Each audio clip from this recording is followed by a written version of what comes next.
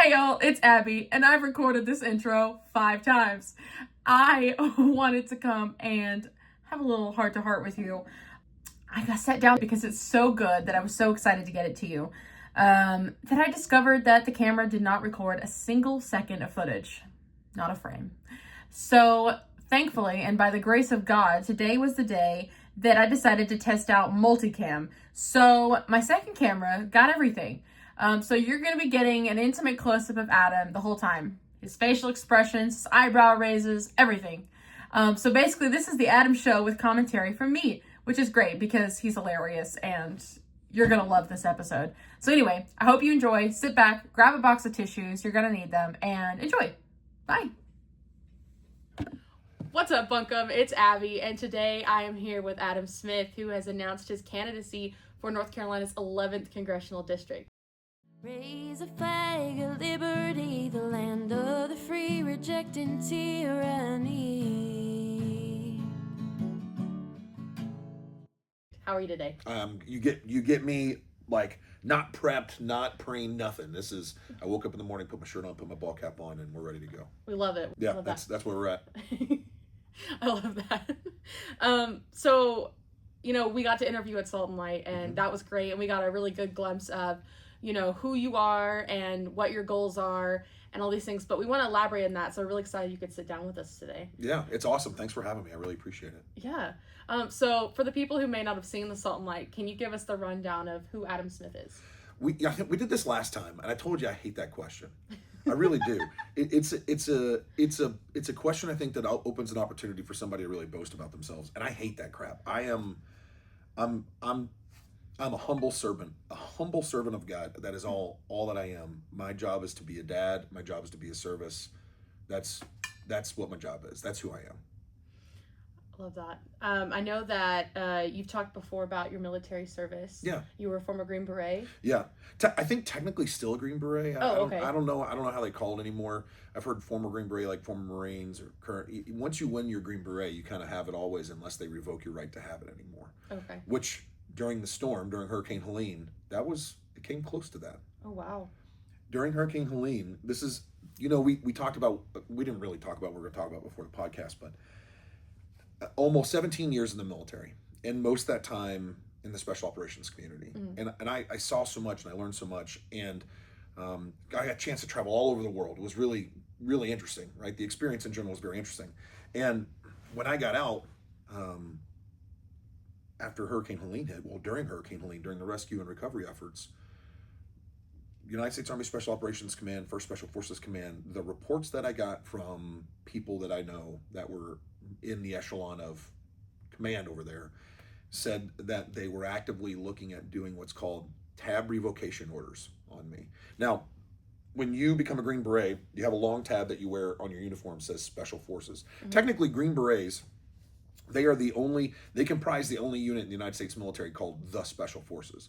All the other elements are Special Operations Forces. So, Rangers, SEALs, Air Force Pararescue, Air Force Combat Controllers, MARSOC, you name it. If it's a Special Operations unit, it's Special Operations. But there's only one unit in the United States military. All of them is the U.S. Army Special Forces. They're called the Special Forces. Just so everybody out there knows, there's a delineation there between the units. And the people that comprise the U.S. Army Special Forces are called the Green Berets.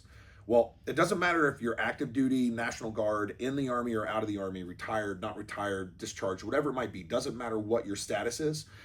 If the regiment ever determines that you take actions so unbecoming of the regiment, they can do what's called tab revocation orders. And tab revocation orders are, they revoke your right to have ever been awarded the long tab, the Special Forces moniker, and they revoke your award for the Green Beret. And so they were in the conversation of having that happen because the previous administration under Biden and Harris, during the storm and during the rescue and recovery efforts, there was so much rumor mill going on. The federal government was putting pressure on special operations community to do tab revocation orders because the rumor was I was running militia throughout all of Western North Carolina to subvert the efforts of FEMA and the federal government. What's crazy is that there's grassroots organizations that are big time conspiracy theorists. And at this point, I really don't know if we can call conspiracy theorists because they're batting like 9.9 out of 10 Oh, yeah. right now.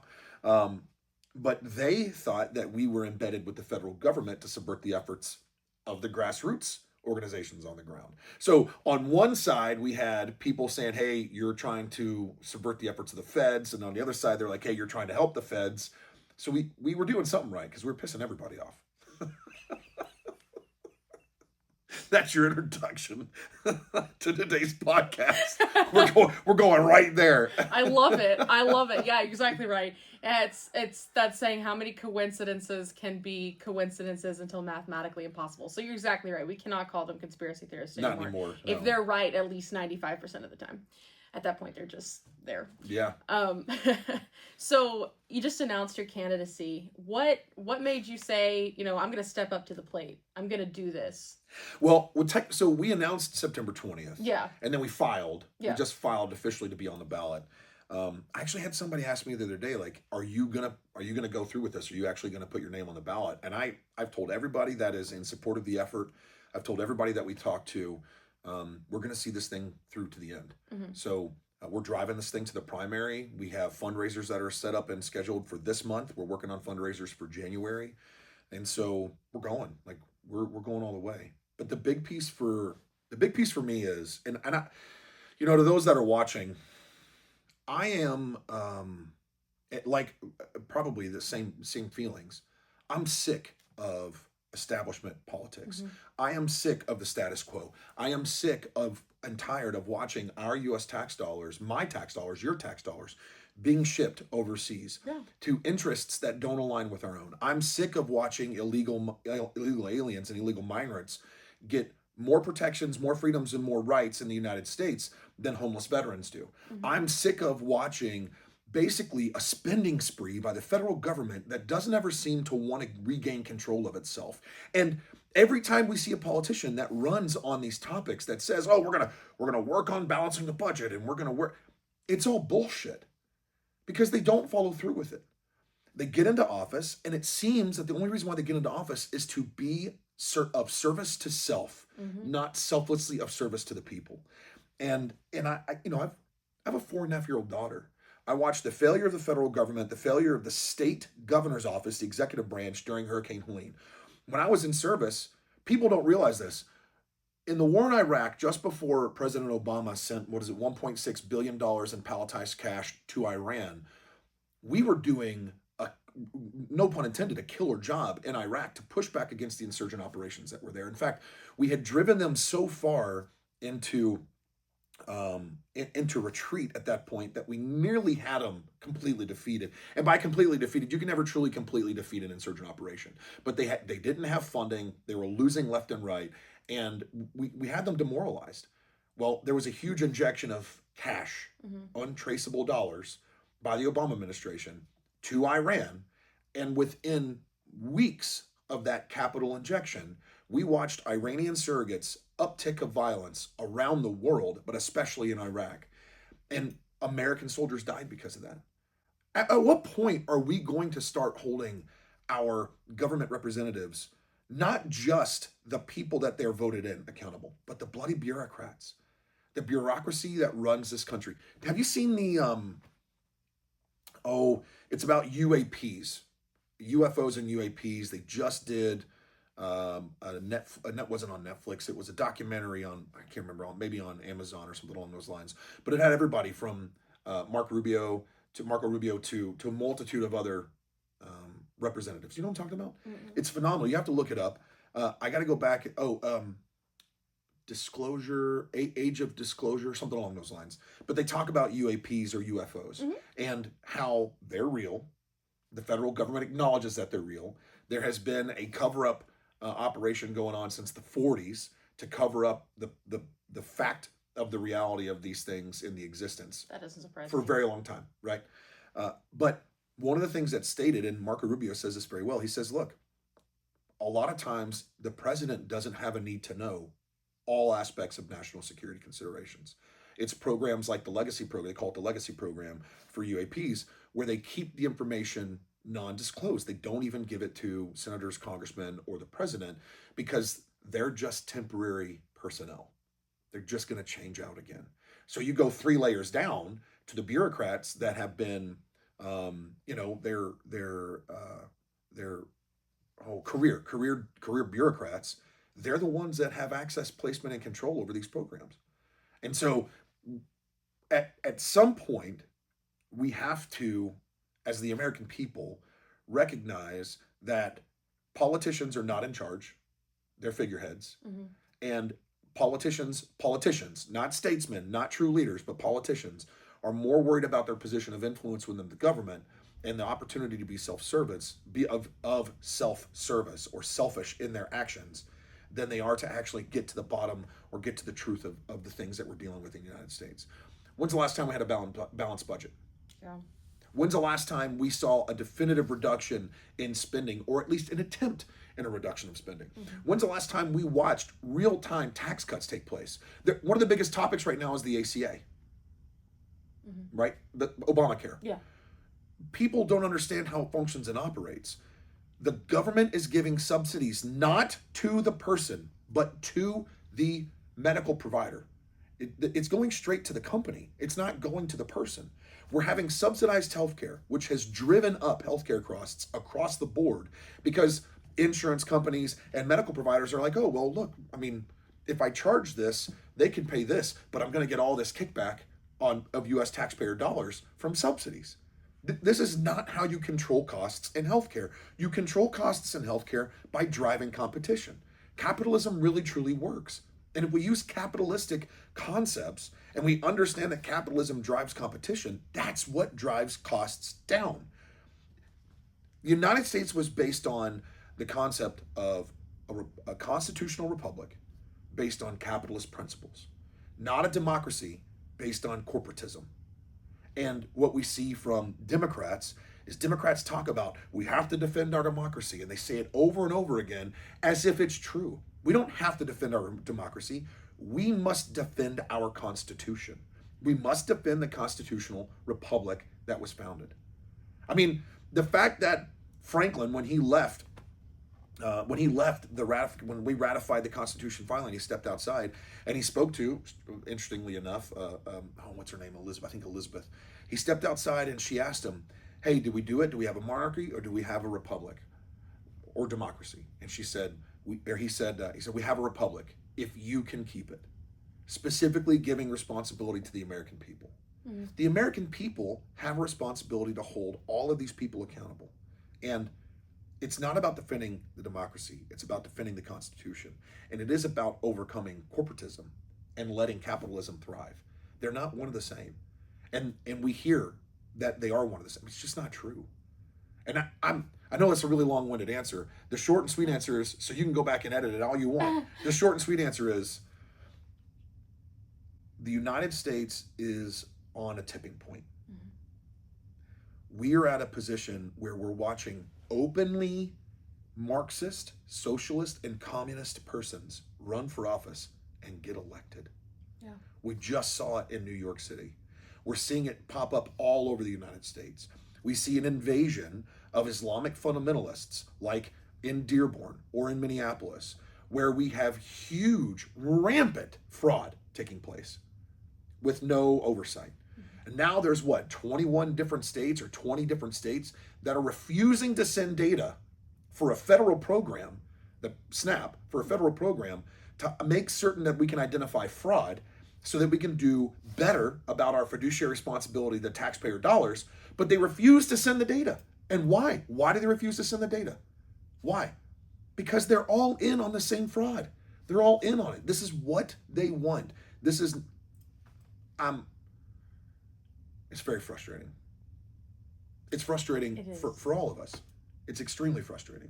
It is. But I don't think that we're in a hopeless state. No. There is a revival happening in the United States. We're watching an uptick of conservative mindedness. We're watching an uptick in revival in people coming back to the church again. I mean, there's hope. There is true hope. Mm-hmm. But the number one thing we as conservatives have to do is we have to take action. We can't sit back and just say we want to be left alone. We've done that for far too long. We've said we want to be left alone. We want to live our life. We want to go to work. We want to go to church. We want to raise our family. We don't want politics to interfere in our life.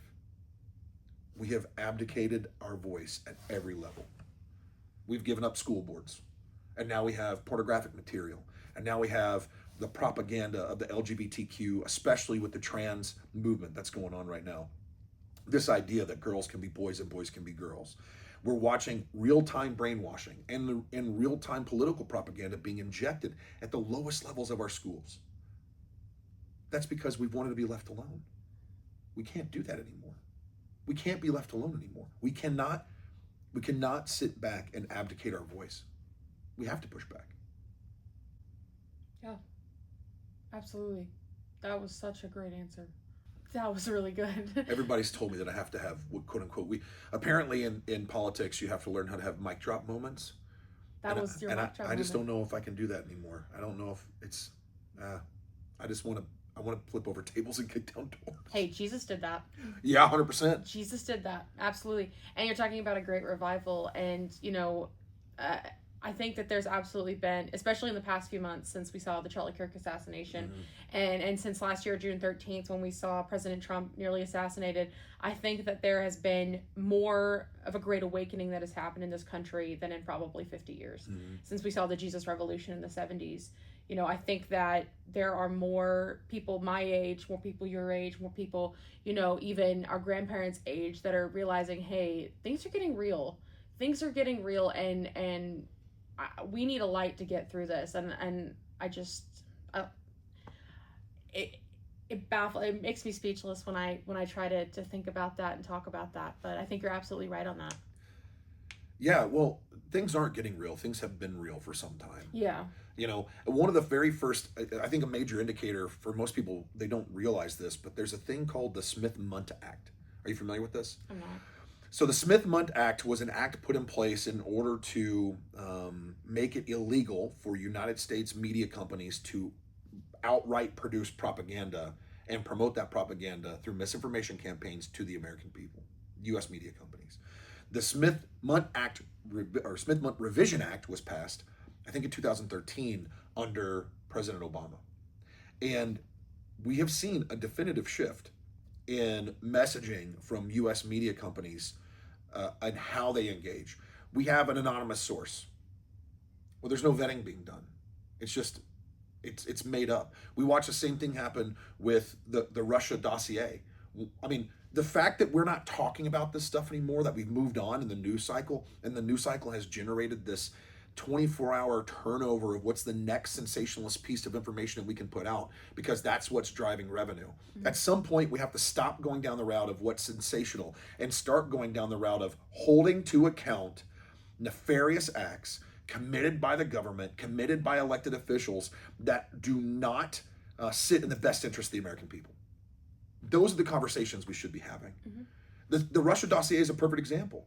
Election fraud, another perfect example. And then we hear, oh, election fraud is not a real thing. Guys, election fraud is definitively a real thing. It has happened in the entirety of the existence of elections of people ever in the history of human beings. If there was an election to happen in the history of human civilization, there is election fraud. Yeah. So for us to say that in the age of technology that we live in, with the advancement, exponential advancement of technology over the last 60 years, to say that there's not election fraud is an outright bold-faced lie. And it's something that we have to consider. And we have to understand how to combat it. And we have to dig into it in order for us to combat it. But the powers that be don't want that to happen. It's just another means of manipulation. So we have propaganda getting produced to the American people. We have election fraud that's taking place. We have, many people are saying, a color revolution that's going on right now. But color revolution is allegedly nonviolent. But I see plenty of violence. Yeah. Antifa, they're back in the streets again. They're conducting violent acts in opposition to ICE. We see an entire movement to say ICE is a fascist or Nazi regime that's utilizing Gestapo tactics against illegal people. And yes, people can be illegal when they come illegally into the country. To say that people can't be illegal is the most ridiculous. When you step away And when you step away from the idea of a moral, ethical, just country based on laws, and you step into this mentality or this ideology of human secularism, where we no longer are based on laws, we're now solely based on feelings. That's what we're watching happen. And that is not the seed, that is the fruit of Marxist revolution. We've watched it all over the world every time there's been an uprising of socialist, communist, or Marxism around the world. Mm-hmm. We're watching it again in the United States. It's crazy. Yeah. It's crazy. And it's none of this is to fearmonger. All of this is to say we still have a chance. We still have the opportunity to make a difference. We still have the ability to step up and vote. We have the...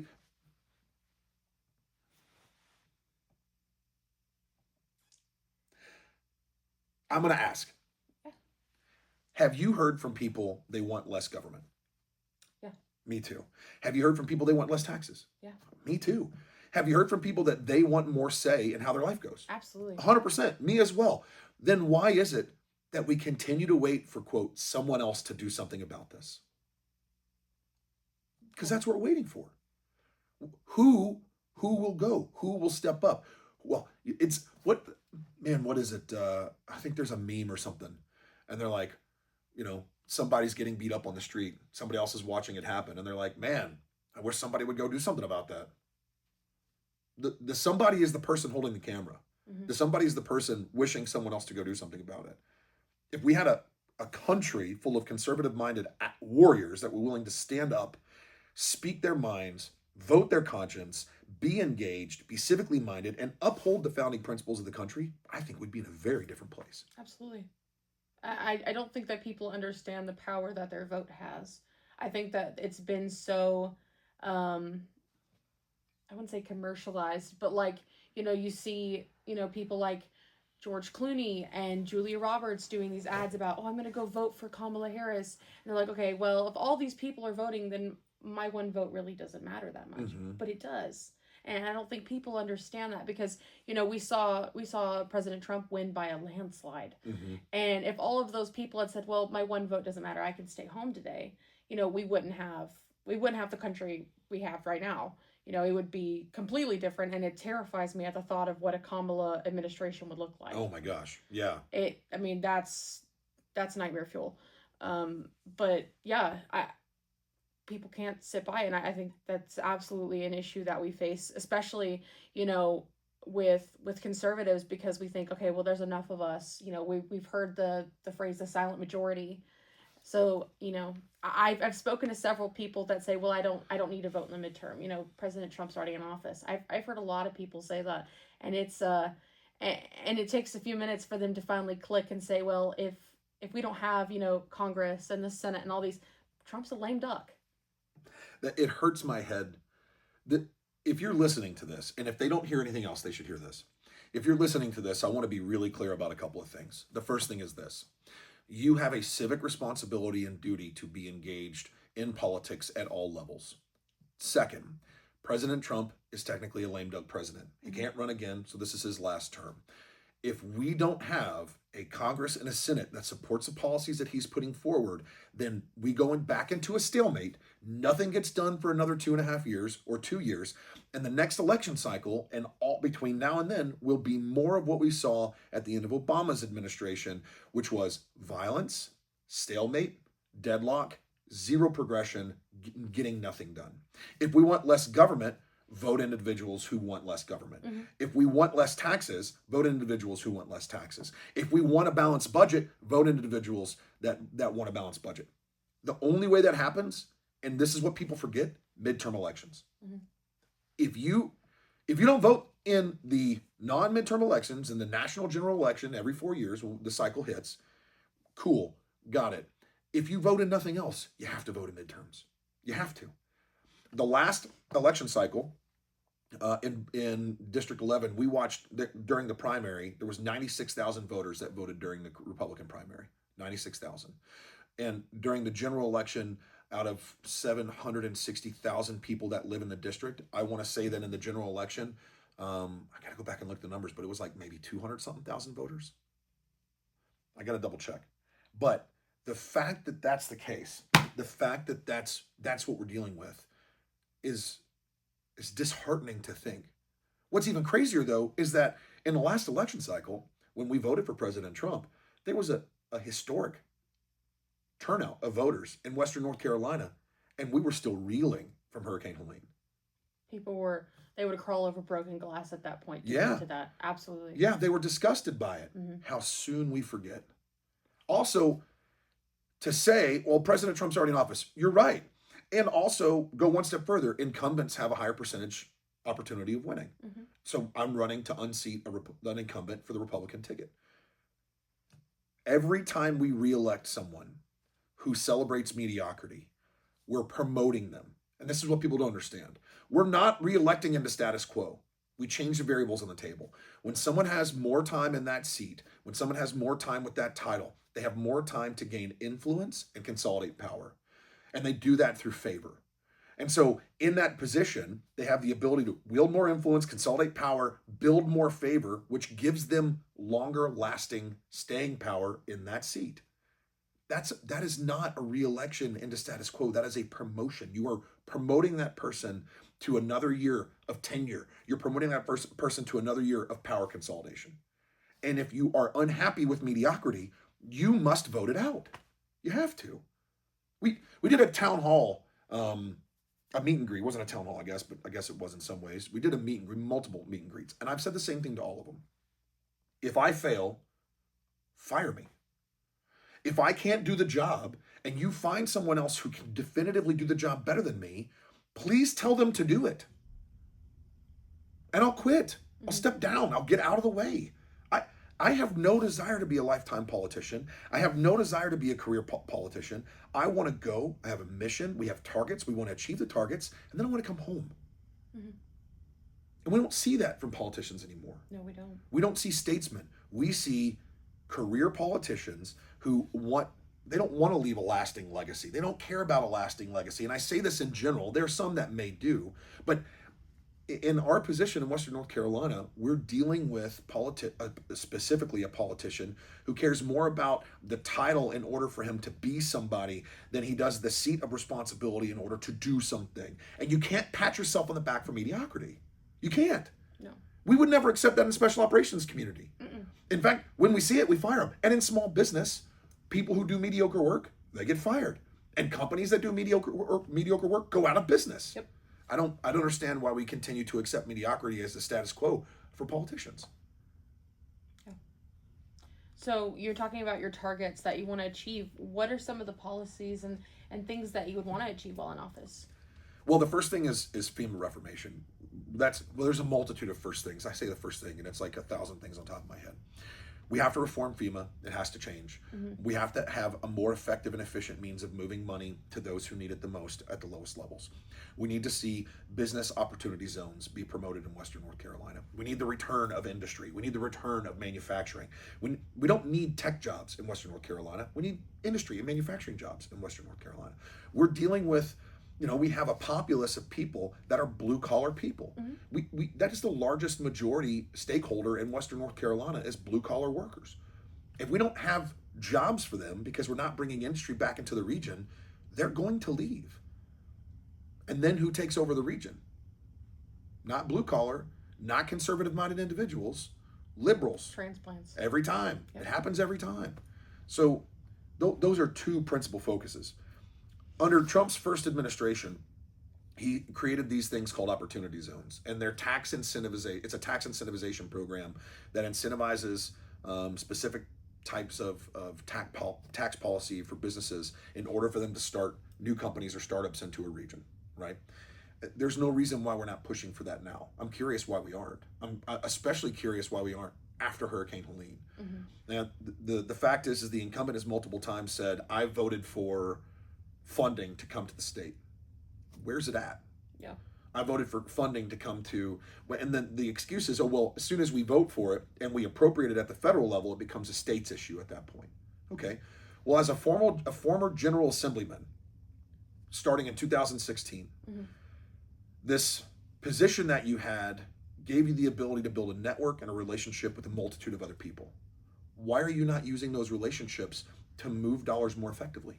Why are you not using those relationships in an aspect of being a true and legitimate leader for the district to make certain that your district is taken care of? I don't understand why not. Yeah. One of the arguments is, oh, well, that's federal overreach into states' rights and states' powers. No, it's not, because it's not a federal mandate or dictatorial aspects of federal representatives. It's networking, it's community, it's leadership, and it's leadership not just to sit in a chair and push the yes or no button. It's leadership to go, hey, Abby, I know we work together in a General Assembly. There's an issue that we're running into. We're not seeing those dollars get down to the district level, to county level. We're not seeing that happen. What's the disconnect, and how can I be of support of this? How can I help fix this disconnect? Because I'm getting phone calls from my constituents, especially county councilmen and other county members, that are asking, hey, you appropriated these dollars. We're still waiting on reimbursements. Yeah. For months, we're waiting on reimbursements. Why is this process so convoluted? And the state's General Assemblyman can come back and go, hey, man, we've been dealing with this at the executive branch level with the governor, but there's another disconnect at the federal level, and this is causing bureaucratic gates. It's blocking the way for us to move these dollars. What can you do at the federal level to fix this? You know, that's a great question. Let me go work on this. But why is that not happening? Because it's not happening. Because we're not seeing any effective changes move dollars to the lowest level again. And I hate to say it, but COVID, the plan they utilized during COVID, which was block grants to the county from the Fed versus and bypassing the state executive branch completely, was more effective. They put so much, they put a stringent spending policy around those block grant dollars that if you spent outside of what was allowed, you had to pay back the entirety of the grant back to the Fed. And there's not a county that could afford that. So if we did the same thing with disaster relief funds and we moved it to the county and said, here's your dollars, county, based on what you've sent to us with regards to the cost of rebuilding and the cost of this and the cost of that and debris cleanup and things along those lines, here's your dollars. Have at it. That's the lowest level possible. Because every time those dollars change hands, there's an administrative fee that goes to it. Oh, yeah. Every time, no matter what. So you got to overall FEMA. We have to bring business opportunity zones into the region. And the big thing that's near and dear to my heart is we have to look at veterans advocacy. The VA has not, I will say that under Doug Collins, the VA's changed in a very positive way. And he's really looking at increasing those changes. But we have to do more around that space. And we have to address the other things that people don't want to talk about. They keep kicking the can down the road. We have to balance the budget. We have to reduce federal spending. We have to reduce taxes across the board. We have to make certain that inflation doesn't become a rampant and out of control consideration again. There are so many things that we have to look at. It's like, how do you eat an elephant? Yeah. You know, that's what we're dealing with. Yeah. So when you leave office, what is the legacy that you want to leave behind? What is, like, you know, you talked about your daughter. What do you want her to say one day? Be like, my dad did that. I want my daughter just to be able to say that my dad cared so much that every chance he was able to be a service, he was a service. I love that.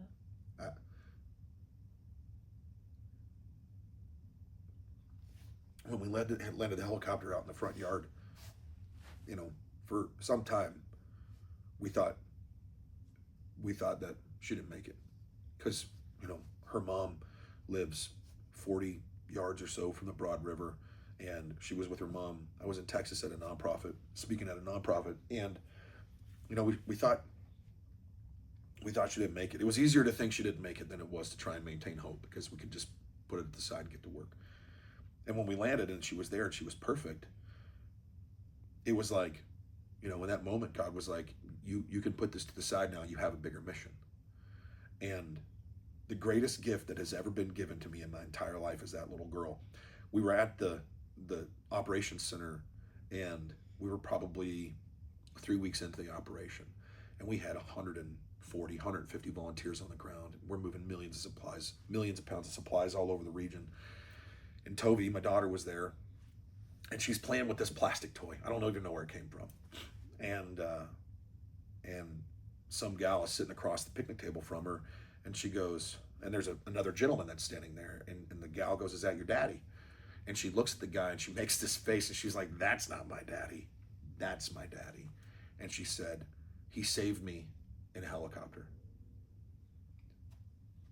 I will never forget that moment the rest of my life. And there is a greater duty that we have to provide and protect our children. We cannot sit idly by.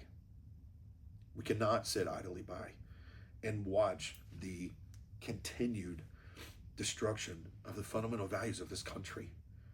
We can't sit idly by and watch as radicalized, indoctrinated propagandists push a message that goes against, in opposition to all things that this country was founded upon. The separation of church and state is not in the Constitution, it's in a letter. The Constitution has provided us with such fundamental protections of our values. It was based upon, a majority of the founding fathers were Christian. It's Christian principles written into the documents. We have to provide for our children. We have to defend and protect our children because they're the next generation. And if we don't take action that provides the opportunity for them to grow up into something they can be proud of, and they can look at and say, our parents cared so much about us that they continue to give us opportunity, we failed. And I can't do that for my little girl. Even if we lose the primary, the mission is bigger. Yeah. And it has to be bigger. It has to be a mission that right now it seems like it's never ending, but it doesn't matter. At some point, you have to choose the hill you're going to die on. At some point, you have to be willing to say, I am going to die on this hill because this is the hill of my moral and ethical principles. This is the hill that God has put me on. And if I choose to die here and I choose to fight this fight, I know someone else will pick up the banner and keep doing it. And we have to do it. We have to. Okay, I'm not gonna cry right now. I mean, I'm already a little bit, but that was probably the most moving answer that I've ever gotten to a question ever. So you got me on that one. that was the whole time you were saying that about your daughter, I could just think about my dad, and then I'm tears. Yeah, that was really good. Okay. Obviously God plays a huge part in your life. Yeah. And, as I'm a believer, and I truly believe that God brings us to places in our lives because he knows we can handle them. Yeah. So how would you say that your relationship with God has brought you to this moment and has brought you to, the choices that you've made and just the experiences that you've had? That's a good question. I was on a fundraising call the other day, and the guy I was talking to, he said, "Are you a born again Christian?" I was born and raised a Lutheran, which is Catholic light, and I was baptized into the church. Is that what you're asking? He goes, "No. Are you born again? It says in the Bible that you must be born again into Christ." And I kind of chuckled.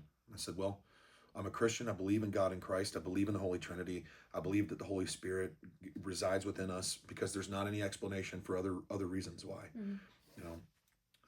That's my belief. I don't know what else to tell you, sir. He said, "Well, I'll look into you." I said, "That's great." Now, the fact is that I think am no different than anybody else. I am not a model of perfection. I am a model of the mistakes that I've made, the failures that I've made in my life, and the choices of what came after those failures and mistakes. To have people put on a face of this perfect political mold that we see all too often, that they're above reproach, is not true. I spent almost 17 years in the military as a guy in the special operations community. We live our life to be professional in what we do, but we also live our life, and we make mistakes. And in one of the mistakes that I've made, but it's not a mistake because I think it was a demand, I battled with my faith. I battled with my faith in Christ. And for a while, I stepped away from Christ and I stepped away from the church because I couldn't justify in my mind how it was okay for a loving God to permit the amount of evil that I've witnessed in the world. How is it okay for a loving God to permit pedophiles to take advantage of children? How is it okay for a loving God to permit the wholesale massacre of defenseless human beings? And I've seen it everywhere. I was in Bosnia. It was my first deployment. And we helped uncover one of the largest mass graves in the region. And then all of the cultural studies in Afghanistan before we went to Afghanistan, and the executions in the public square and the executions in the stadium. This was a normal thing. We watched radical Islam, and we call it radical Islam. It's not. It's Islam fundamentalism. We watched Islamic fundamentalists behead their captors. How can a just and loving God permit this stuff to happen? It was a question that I had to ask myself over and over and over again. And the thing that I had to come to terms with more than anything else is the kingdom within you is not the kingdom of the earth, because the kingdom of the earth is controlled by the devil. And the kingdom within you, when you submit yourself to Christ and you submit yourself fully in full submission to Christ, the kingdom within you becomes the kingdom of peace, because that is where God's love resides. And I think that, coming to terms with that. Also, a big piece of me coming to terms with it and really fully submitting myself to Christ was remembering or being forced to remember, or the opportunity to remember, all the miracles I've seen. I should be dead multiple times, and I'm not. That's a miracle. My daughter should not be here, and she is. That's a miracle. When I was born, it was a breech birth. My dad said I came out doing like a flying sidekick, but the umbilical cord had wrapped around my neck multiple times, and it had already started cutting off oxygen to the brain. Some people say that's the reason why I'm crazy. I don't know. Maybe that's whatever it might be. But when I was born cyanotic. I basically was born with I wasn't breathing. And it wasn't because of mucus. It was because my airway had gotten cut off by the umbilical cord. That's a miracle. During Hurricane Helene, I watched miracles happen. During combat operations, I watched miracles happen. And there's no other explanation. And people say, oh, that's a coincidence. Coincidences, we can say that there's coincidences. But when the numerical probability of something happening over and over and over again, it shifts from coincidence to pattern. And pattern demonstrates something different. And I think that ultimately the path that we're on is a path that we're on because this is the path God deemed us to be on. And I don't think I'm supposed to be doing anything else right now. This is what we're supposed to do. We're supposed to provide a voice. We're supposed to provide energy. We're supposed to help motivate conservative-minded Christian people back into the church and get them back involved civically.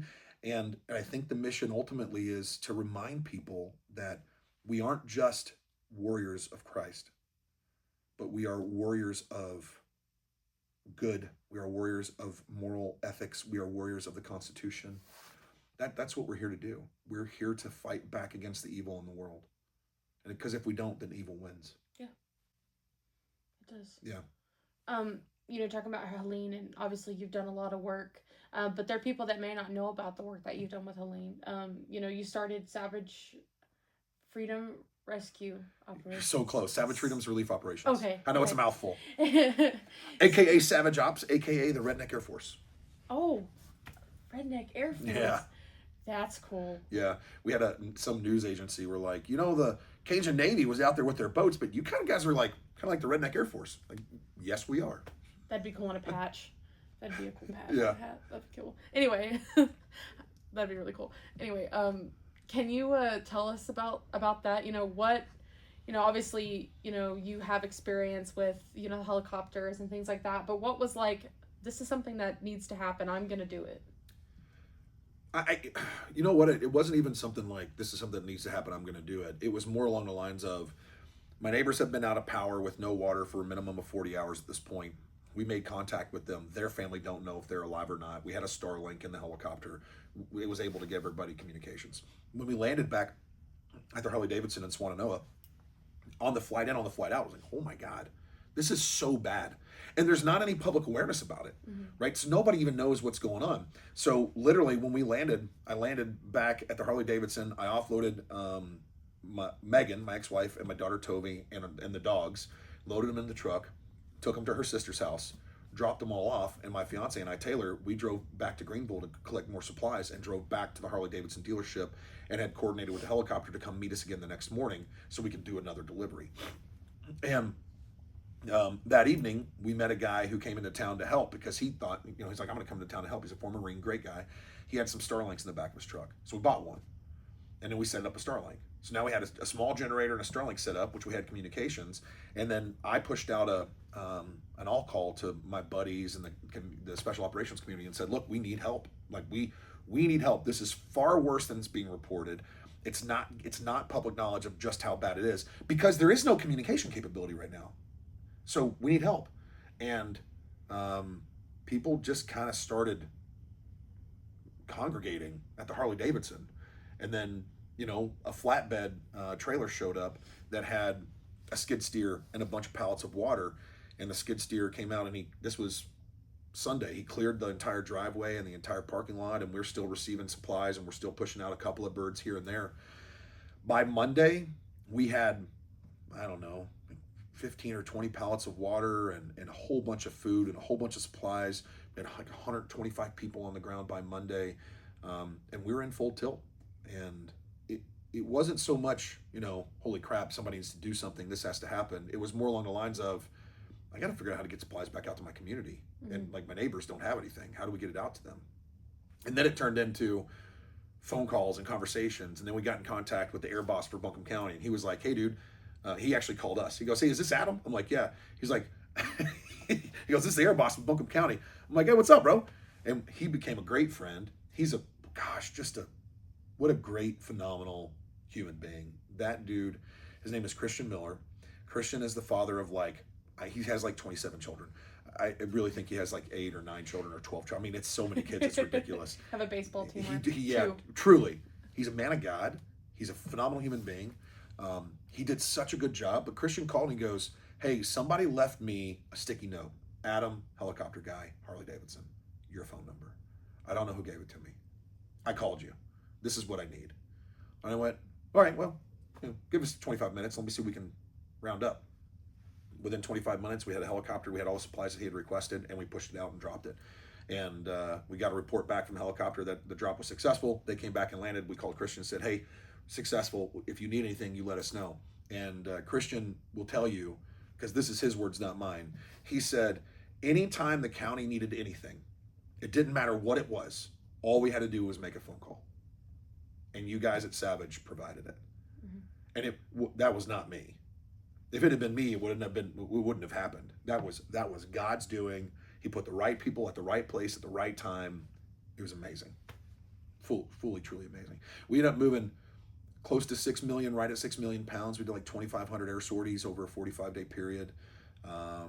We had ground operations going. We embedded where we actually had the National Guard in bed with us, and then we had the 18th Airborne Corps in bed with us. So when the 18th Airborne came in, they went and talked to the county. The county was like, go talk to Adam. Go talk to the guys at Savage. They know what's going on all over the place. Because we literally were doing drops everywhere, every major supply hub in the region, as well as rescues, as well as medical evacuations from all over the region. And FEMA finally showed up, God bless them. And they landed they finally showed up. Hearts. They dropped a Chinook. They brought a Chinook in and landed it at the HLZ and offloaded 4 pallets or 5 pallets, 2 pallets of water, 2 pallets of MREs, something like that. I got on the radio and called the pilot. I was like, hey man, who requested this? I don't know, they just told me to bring it here. Okay, do me a favor, take my information down. Here's my name, here's my phone number. Whoever's in charge, have them call me. Tell FEMA, and I said, tell FEMA exactly this. We don't need their damn supplies, we need the helicopter. Because we were using the Chinooks to push agricultural supplies to all the farms that were cut off. And we were doing massive sling loads with the Chinooks and the Blackhawks because we couldn't do sling loads with the private civilian air because they didn't have the capability. In order for us to land in higher places where we couldn't land helicopters, we could do sling loads in.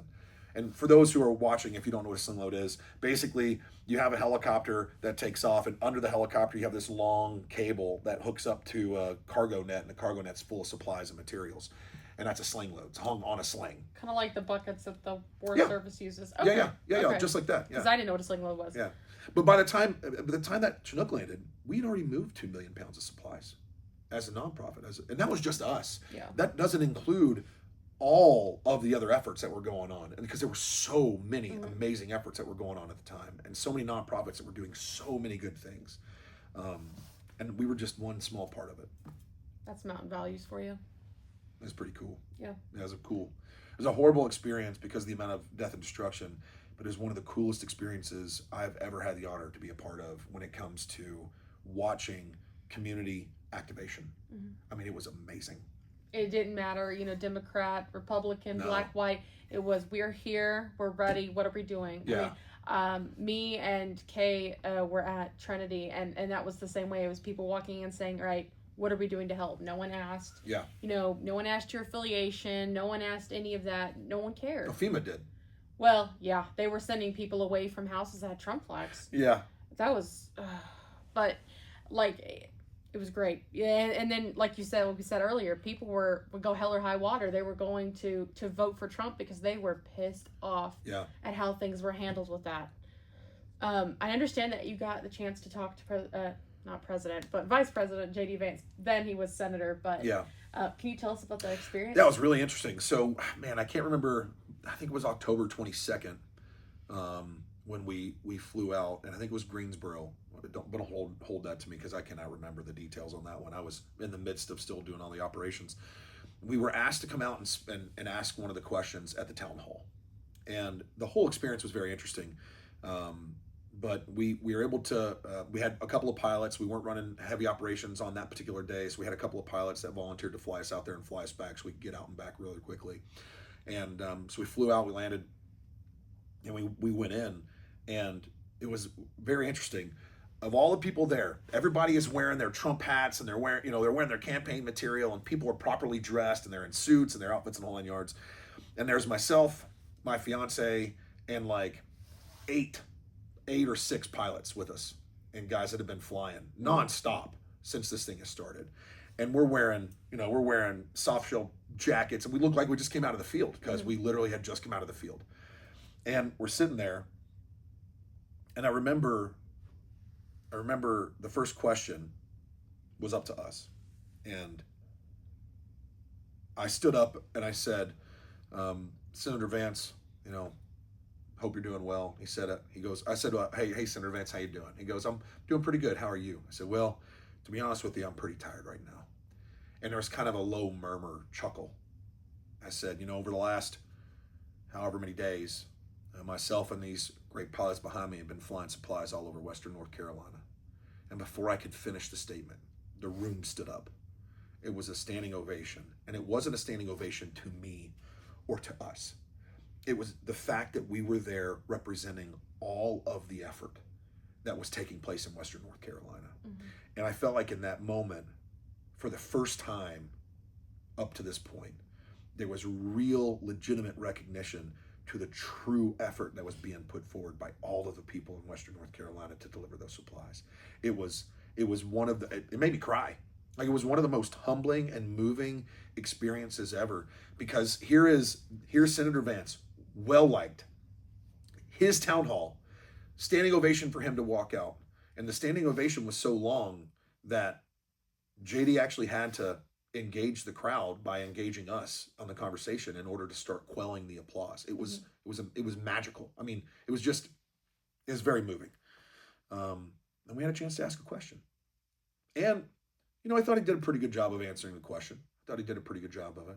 He didn't answer it directly, but he did in a way, But that was the first experience. The next experience was when President Trump showed up. And we got a chance to meet him. And it was a press conference. Oh my gosh. Oh, it was a very interesting experience. Showed up, shook hands. We met with all the guys that were there as a security detachment, security force, the whole 9 yards. And we rolled up in one of our side-by-sides because it was just down the road from the operation. We had been engaged with the Trump advance team for a couple of weeks at that point, give them a heads up. When they came into their forward recon, we showed them the regions and showed them the areas on where they could be. And we were looking at security considerations and that sort of stuff. When he showed up, we were the first one to speak, like our organization. And I was the voice of the organization at the time. And so I was invited to speak. We got a chance to shake hands and meet with him. It was very interesting. He walked up and he shook hands. He said, I'm not exactly certain, how this is going to go. He said, we're going to say a few things. We're going to answer a few questions. See how this goes. And then he turned around and he flipped the switch. And while he was taking questions, there was a reporter in the crowd that had asked a question. And I can't remember what the question was, but it was about the quote unquote gunman. During the storm, there was an individual that went to Rutherford County, and down in Rutherford County, he went to a gun store and he bought some ammunition. Mm-hmm. And in buying the ammunition, at least this is the information that we got back from law enforcement. In buying the ammunition, the gun store owner said, "What are you going to do with all that ammo?" He said, "I'm going to go find me some FEMA folks and have some fun." Well, that shut down operations. That they actually pulled all of the FEMA personnel and the National Guard personnel out of the field and put them back into secure locations for 24 hours or 36 hours. It took them, I think, maybe 12 hours to find the guy, and they arrested him. Cool, great job, Feds, good job. Well, in the question that this guy asked, he said, what's your opinion? Do you think, what did he say, something about your rhetoric, or do you think that your rhetoric with regards to FEMA's failure, anything along those lines, had anything to do to motivate the gunman that was arrested or apprehended by the FBI during the storm? And it was everything inside of me to keep my mouth shut. It took all my energy to just not say anything, because in that moment, what I wanted to say was, hey, jackass, it wasn't a gunman. It was a lone individual who didn't even have a gun on him that bought a bunch of ammo at a gun store down in a county that was, an hour plus away from where the heart of the operation was taking place for a majority of the efforts anyway. And that was a ridiculous question. That's just a ridiculous question. And I can't remember exactly how President Trump answered it, because I was literally just biting my tongue, but I thought he navigated it very well. That was a very interesting experience. We got a chance to meet J.D. Vance, not once, but multiple times. We got to meet, President Trump just the one time. That was just, that was very interesting. It doesn't seem as, well, I don't know. Some people ask me if it was surreal. It doesn't really seem.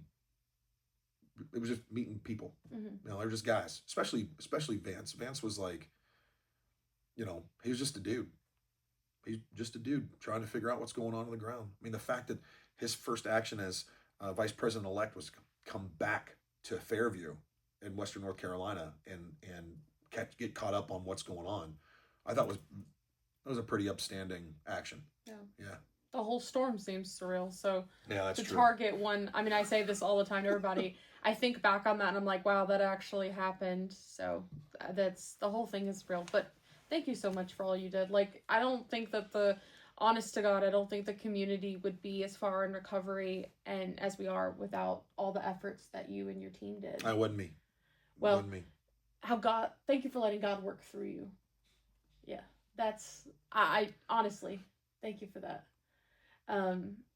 So I would love to address something that I've seen quite a bit and heard quite a bit, especially from those that are on the establishment side. There's a lot of rhetoric that Adam cusses too much and Adam's too aggressive and Adam does this, and I know I've seen responses to it online, but I'd love to give you an opportunity to address that. Yeah, well, let's just go down the list. Okay. One, I'm not going to apologize for my language. Mm-hmm. There's a great video. It's a great video. It's like 1 minute and 15 seconds of me just cussing. Like, it's just me cussing, the whole video. We're pretty sure we know where it came from. We're pretty sure we know who edited it and put it out. The funny part is that all of the edits, all of the splices, they come from videos that are longer videos talking about perspective and mentality and operations and morality. And by morality, I don't mean whatever concept of morality where you're not allowed to use strong language, but in the idea of like, hey, if you say you're going to do something, then you do it. If you're going to support your team, you support your team. And this is the way it looks. And this is what it looks like. And this is how you do it, blah, blah, blah. And so literally videos of where I'm hired to be a very gruff, very direct consultant. That's my job. For all intents and purposes, I'm hired to be a professional asshole when I go and consult with these businesses, because I have to have the direct language, I have to have the direct conversation, and I have to do it in a way that's going to be heard. And sometimes people don't hear you unless you give them a little shock value. Then you get their attention and they hear you. Absolutely. So we change tactics, and based on who we're engaging and how we're engaging, and based on ultimately the ability for them to hear and receive the message, we have to change our tactics. And for anybody that says that I'm too aggressive, good, because that's what we want in our representative of Western North Carolina. The over mountain boys that came down and whipped the crap out of the British during the Revolutionary War, were they too aggressive?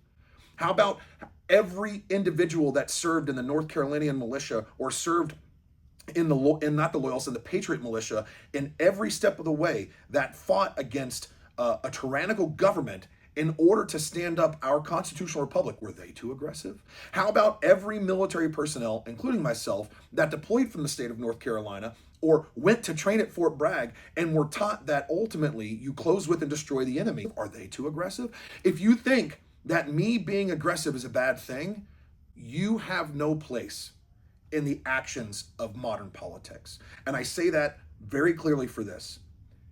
If you're not willing to step up and have punches thrown at your face, and you're not willing to throw punches back, you shouldn't be in modern politics. Yeah. Now, that doesn't mean that you don't have a responsibility to vote. It doesn't mean that you don't have a responsibility to be civic-minded. All of those things still hold true. But if you can't take the fight back against those who wish to be aggressive and potentially violent with you, then you're not the right person for the job, period. So for those of you who think I'm too aggressive, thank you. I appreciate that. Also, for those of you who think I cuss too much, all well. My language is my language. I be as considerate as I can with the people that I speak to. I try to understand my target audience as best as possible. And also, if I'm using coarse language and you don't like coarse language, you're not the target audience for that message. You don't have to listen to it. It's the greatest thing about the First Amendment. I didn't sign up to defend the country. I didn't sign up and put my name on the dotted line. I didn't travel overseas and go to combat to come back home to have someone say that I can't be a representative because I use coarse language. If you tell me right now that you think that our congressional representatives don't use coarse language, I think that you're lying to yourself. Yeah. Because they do. Politicians across the board do. A lot. And if you don't think that closed door conversations are harsh and direct and have coarse language, you're sorely mistaken. I worked in DC. I worked in the Defense Intelligence Agency. I've sat in on some big time briefings with some big time leaders in the US government. And I can tell you definitively, their language is foul. It just is what it is. That doesn't make it more or less professional. And for those of you who think that individuals who cuss too much are unintelligent or are ignorant, I would challenge this. One, an individual who cusses too much may be ignorant or may be unintelligent because they don't have the vocabulary to fill in with other words. However, 9 times out of 10, people that cuss or use coarse language, it's usually an indicator that they're being transparent, honest, and truthful with you. That's the reason why they use the coarse language. Yeah. It doesn't speak to their intelligence level, but at least it speaks to their directness in their messaging. There's some studies that show that people that use coarse language are often more confident in their knowledge and they're more confident in the things that they're saying. Well, I'd much rather have somebody say, hey, that's bullshit, than come out with ad hominem attacks against me personally, because at least they're speaking to the message and not the messenger. You know what I mean? Like, as soon as we go down the path of saying, well, you're stupid or you're moronic or anything along those lines, well, we've lost our ability to communicate with a coherent, well-articulate message at that point. Right? Well, you've lost. You've lost. And here's the other piece. If you think I cuss too much, okay. If you've not heard me speak publicly, do you know? Yeah. You've seen a 1 minute and 15-second video of me cussing, which are videos that are edited together in order to make it look that way. Cool, great, got it. Yeah, I say those words. And I don't know what to tell you. Yeah. I think that's such a stupid statement for someone to say you shouldn't be a congressman because, yeah, anyway. Well, the real question comes down to this. Let's ask a series of questions and let's just look at where it comes down to. Okay.